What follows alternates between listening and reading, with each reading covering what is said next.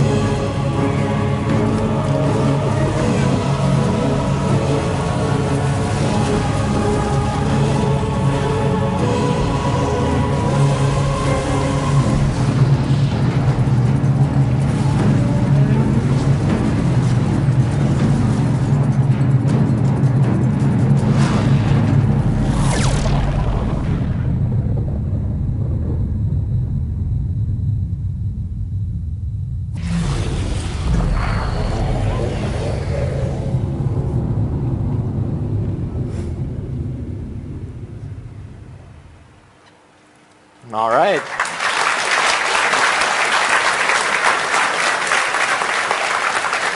So pretty exciting stuff here. So if you're new to Guild Wars 2 or unfamiliar with World versus World, the way it currently works is we have 4 huge maps where players fight for territory. Right now we have the Center Eternal Battlegrounds map, and then 3 Borderlands maps representing each server's home world. And now that we're introducing a new map, this map we're referring to as the Alpine Borderlands map, and the new one as the Desert Borderlands map. When the expansion releases, we are going to be replacing the existing Borderlands map with the new updated map. And we'll talk about plans of reintroducing this map, whether it's a rotation or a tournament or something else at a later date. Let's go ahead. So in the new map, we've got a whole bunch of new things to talk about. We've got a huge new event in the center of the map. We have new tower and keep layouts. We have a new objective type called shrines, and we have a new siege weapon. And the environments in this new map are really distinct and diverse.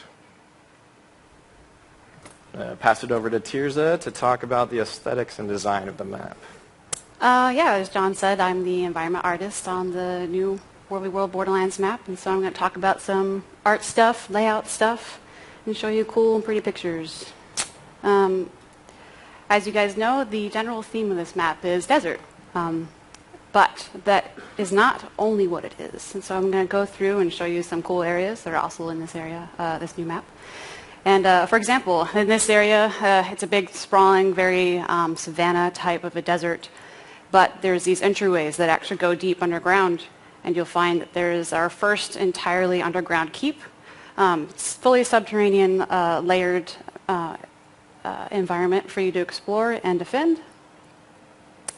In the center of the map is a very lush oasis. It's full of dinosaurs, very tall trees, pathways. I love dinosaurs. Who doesn't? In one corner, there's a spooky undead forest where we have our Lich-themed tower, which I'll go into later. Oh, sorry. This area here is our canyon system, which is in one part of the map. The canyons are very tall. There are pathways that go up and down the canyons. There's a keep that is built deep into the walls of the canyons. And then, let's see. Next. Oh yeah, and now I want to talk about the actual layout of these objectives. Not only has the art been upgraded and evolving, but we're evolving how the objectives actually take over the terrain. So one of the things I'm going to point out here in the picture is normally when you're defending a gate, the defenders have to stand up in a line, like right on top of the gate, and it's pretty hard to defend because all the attackers can see right where you are. So now we have surrounded all our gates with extra pathways for you to stand on, so that the attackers actually have to get right underneath you, and that they have a little harder time seeing where defenders are above them. And another big thing is I'm going to show it's a top-down view of a current tower in Alpine Borderlands right now. He's so cute. And the current towers, they do some good things. They give you points. They will protect, say, a trebuchet when you're trying to treb another objective. But one thing that it was having trouble with is that enemies could just run circles around it. It was really hard to defend because it can be attacked from any side. And here's a top-down view of a new tower. And basically, it takes advantage of the terrain. And so there's two mountains on the side there that are you can't traverse over them. And so it's basically planted right in that pathway. And so owning objectives in this new map is very important because it's going to create shortcuts. It creates a way for you to gain foothold over the map, because if you don't own, if you own a tower or a keep, you can move past and get to areas a lot faster than, say, the enemy team has to walk all the way around. So if you get separated from your Zerg, if you own a tower, you can actually pop right to them a lot faster. That's what those little white arrows are. They're actually doorways that you can walk through. There are walls there, so if attackers they don't own the tower, they can actually blow up those walls as well and create a shortcut.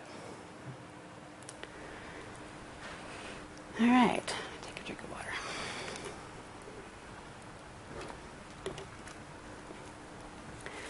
Another big thing that I'm super excited about with this map is terrain variation. And what I mean by this is that this map has a lot more, has a greater depth of the level of play in it. And so there are areas like this in the airkeep area where you have some small bottlenecks, these bridges that you can walk over that are very dangerous. You have to make sure that you're using stability so that people can't blow you off. However, that's not how the whole map is. It just means that, like with our underground keep, there's a fully playable area above it. There's just a lot more space for players to play in. And not only that, but as you're moving around in the map, there's a lot of hidden paths. There's a lot of secret ways that you can go, different ways you can go.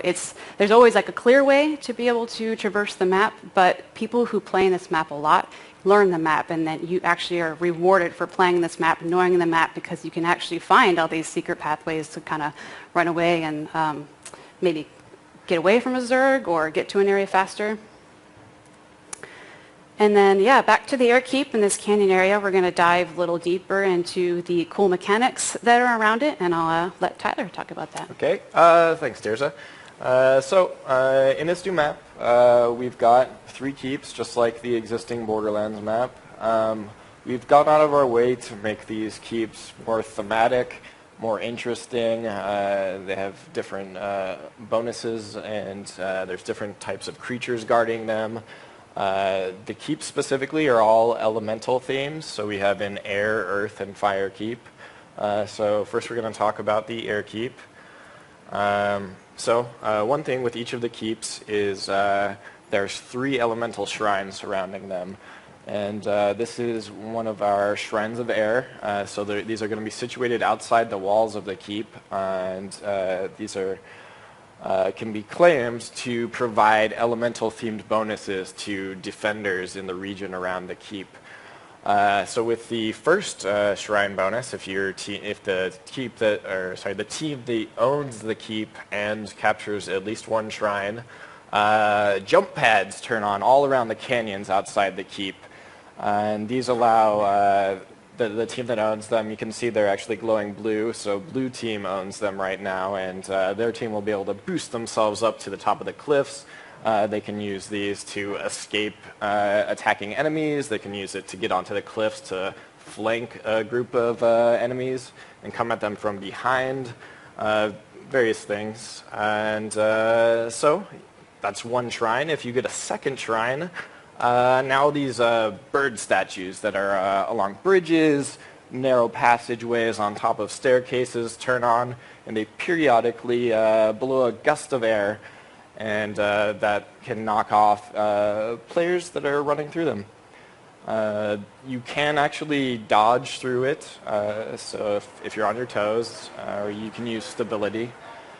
And something that we found with this too was a lot of Zergs. If you're just yourself running by these, they're actually pretty easy to dodge. But if you're in a Zerg, a lot of people turn their mind off when they're in a Zerg, and they just blindly run into them and start falling. It's pretty funny. Yeah. Just like the jump pads, the birds themselves have the glowing line around them to tell you which team they're on. So these ones are on red team. And the third bonus, if you can control all 3 shrines, is now your team doesn't take any falling damage while you're in the canyon surrounding the airkeep. It's really fun. So coupled with the jump pads, you can boost yourself to the top of the cliffs, jump down, surprise an enemy group. You just have crazy mobility, and that's sort of what we were trying to push with the air theme of this keep. And this keep, being an air keep, is guarded by Tengu. So this is our keep lord here, and he has a number of unique skills because we're trying to make the keep lord encounters a bit more interesting, engaging, and so this guy has skills where he jumps up into the air and creates a wind prison, and then players inside of there can't move in and out very easily. He slashes his sword and fires projectiles that fly out. He teleports around and knocks people down. If there ends up being a big battle between the defending team and the attacking team inside the Lord room now, the Lord actually matters in the fight, right? He can seriously contribute to the fight and start turning it. The other thing you can kind of see in this, there's the bird statues in the Lord room. These are not actually tied to the shrines, but they turn on and do gusts of wind periodically through the fight. So that's just one more thing to keep track of, and we do that sort of thing with each of the 3 keep lords. Okay, so we talked about the air keep. Next up is the fire keep. And this is our fully underground keep with lava everywhere. And it too has 3 shrines. Shrines of fire are all around it. And if you control the first shrine, there's an altar in the center of the keep that spawns a inferno egg periodically. And the team that controls the keep, player can interact with it, consumes the egg, and they transform into an Inferno Hound, which is a super powerful transformation, and periodically the egg will come back, and you can have multiple of these guys running around and supporting you. It has increased health, increased power, increased toughness. It can leap into the sky and unleash fiery destruction on your enemies. These are super tanky frontliners. You don't really want to deal with them if you're the opposing team.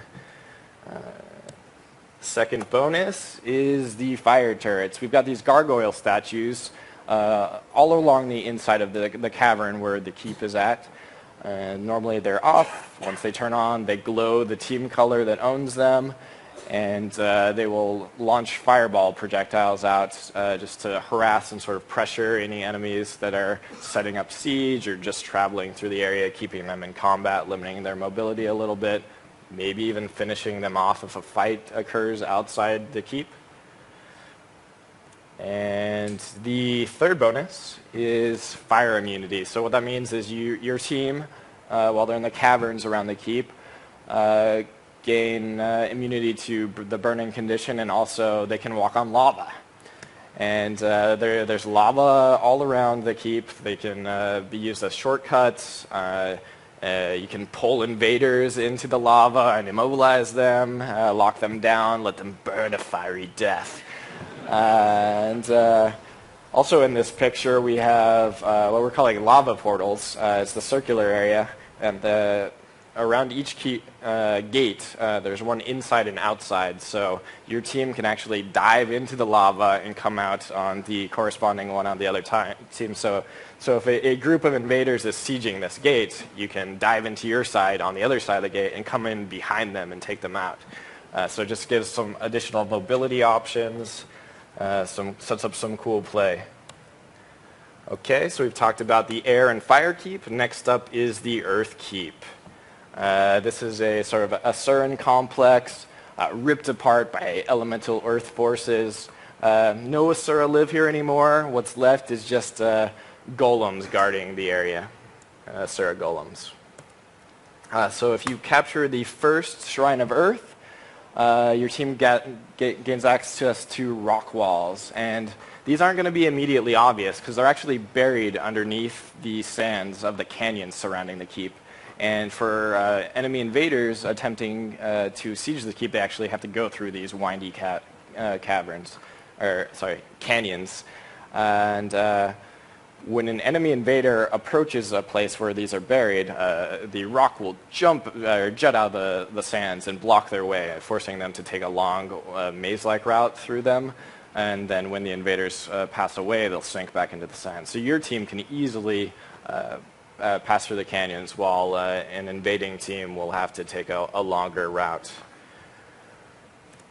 The second bonus is our earth turrets. And these pulse an area cripple effect, and they turn on and off. These also glow the team color that they're on, so these are glowing red right now.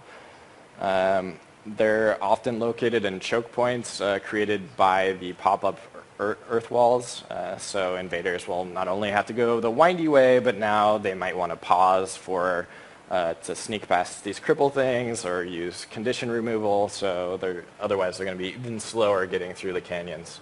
And the third bonus, super cool, a sandstorm effect sort of turns on through the canyons. And as long as your allies are within that sandstorm, they're effectively permanently stealthed.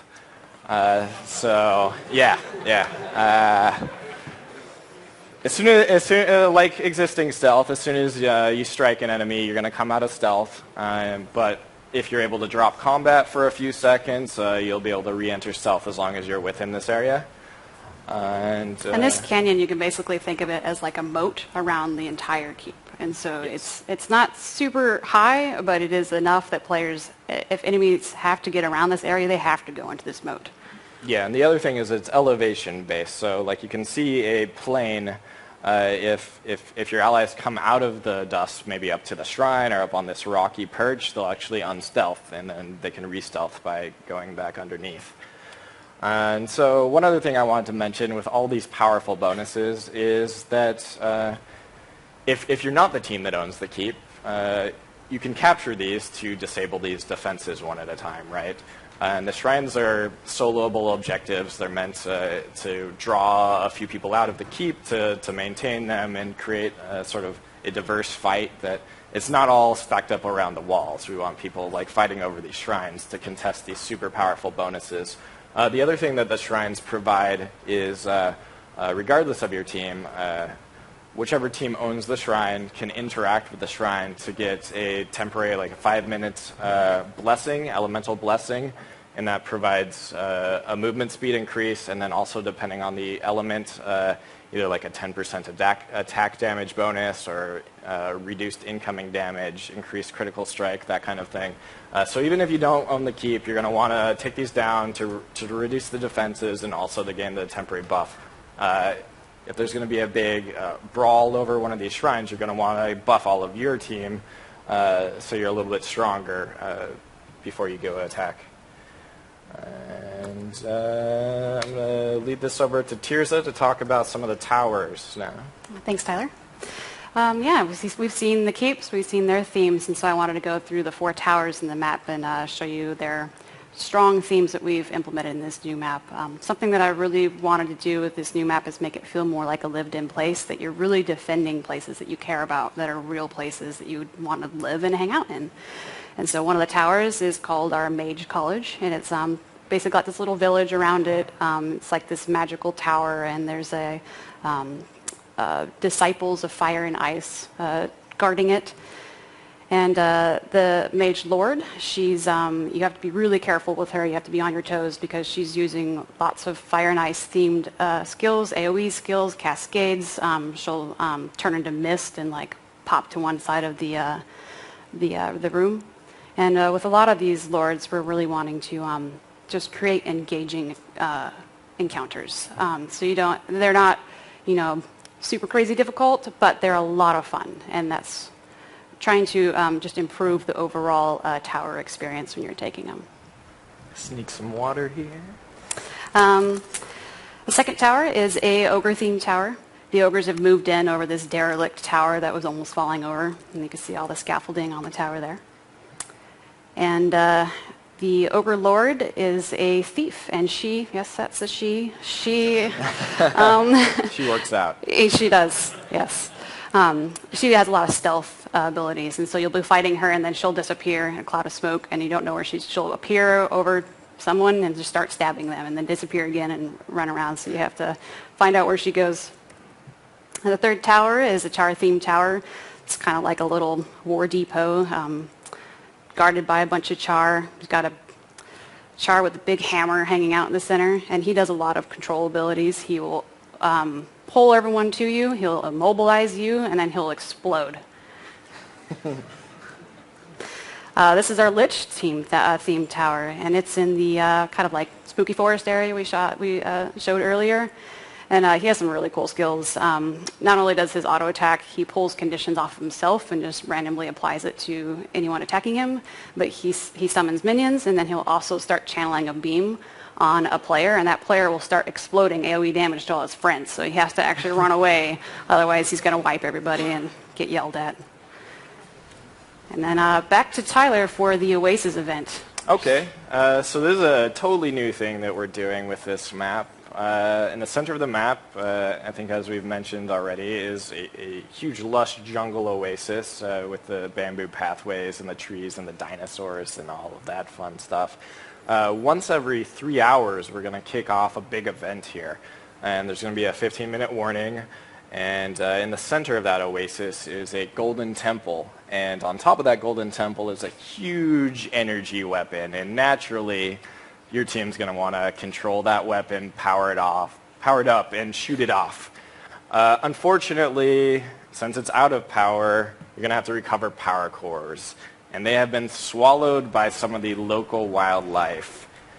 So players are going to be tracking down some dinosaurs with markers over their head that are a little bit electrically charged, and slay the monster to pick up a power core. And once you get a power core, there are 3 Derman Priory research camps around the edges of the oasis, and you're going to have to actually run it from wherever you killed the dinosaur to the research camp. And of course, enemy players are going to see you moving on the map, and they have the opportunity to try and deny you that, pick up the core and turn it in themselves. Also, any team can turn it into any camp. It's not color coordinated, so it just makes it easier for you to be able to turn in. It's not. It makes it less so that one big team can just camp the turn-in point, kill anyone who comes in, and immediately turn them in. So you have a chance to turn it in anywhere that you can. So what happens after you charge up the cannon? Well, it fires into the sky repeatedly. The beam splits off and lands at every enemy objective. And it will gradually destroy the outer gates of those objectives. And so for towers, that means there's only one gate, so if the team that controls the cannon also makes it over to your tower, they only have to burn through the guards and then the tower lord to capture your objective. And because it fires at every enemy objective, it actually works as a bit of a comeback mechanic. If you're the losing team and you manage to immediately more difficultly win the Oasis event, then it will fire at all 3 keeps and all 4 towers, and now you have a much easier time breaking through and taking some of those objectives back. And also, the dinosaurs they're not hard to kill, and so if you have a small team like a Havoc group that's super fast, you are able to get around like the big slow Zerg. You can actually ninja these cores before the big yeah, Zerg can. The You can Oasis actually is take them out really with less people if you're smart about it. Yeah, so you're probably going to want to split your group up a bit so that you can cover more sections of the Oasis to pick up more power cores at any given time. All right, I think it's about time to show off the new siege weapon. All right, I guess, yeah. All right, so we have the shield generator. This is our first control and support oriented siege weapon. It has about the range of an arrow cart, and it generates force fields. The first skill is the force ball, and it actually lobs a ground-targeted projectile up into the air, and it'll smash into the ground, knocking back invaders, and after landing, it'll actually bounce in a random direction a couple times. And this is important because with the changes to stability and stacks, this will help actually soften up groups every time it hits them. And the second ability is the force wall. And this will block off, again, it has a range similar to arrow cart. It will block off sections that you can't pass through for invaders. You can use this to block off bridges, doorways. You can use a couple shield generators and make choke points. You can summon it in the center of an enemy group to split them in half. It has a lot of tactical potential. And the third ability is the Force Dome. This is a huge projectile blocking bubble. It also pulses stability for allies within it. And the great thing about the shield generator is it's actually the counter to other shield generators, because this bubble will block the incoming force balls, and it also provides stability for like breaking through the force wall, or even if you get hit with one of the balls outside of the dome. And all right, that is the end of our presentation. Thank you so much for coming. We have actually one more video for everyone who's stayed till the end. And we're going to show it to you now, and it's basically a video of just armies fighting over in this cool new map, and so you can get a better view of how it's going to be when you actually get in there and start to play.